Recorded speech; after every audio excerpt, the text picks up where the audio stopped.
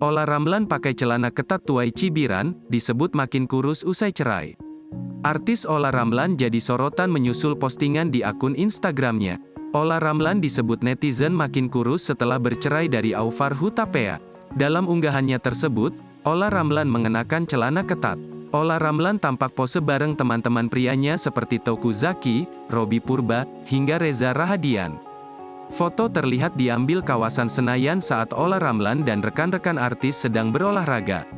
Ola Ramlan terlihat mengenakan jaket, celana ketat, topi, dan sepatu olahraga.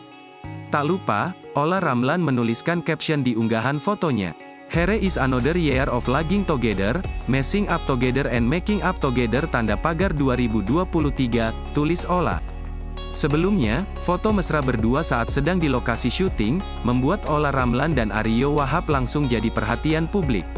Tak sedikit pula yang mengira jika Ola Ramlan dan Ariyo Wahab sebagai pasangan lantaran foto mesra tersebut. Tak hanya foto mesra yang panen komentar, panggilan Ola Ramlan ke Ariyo Wahab juga membuat publik bertanya-tanya.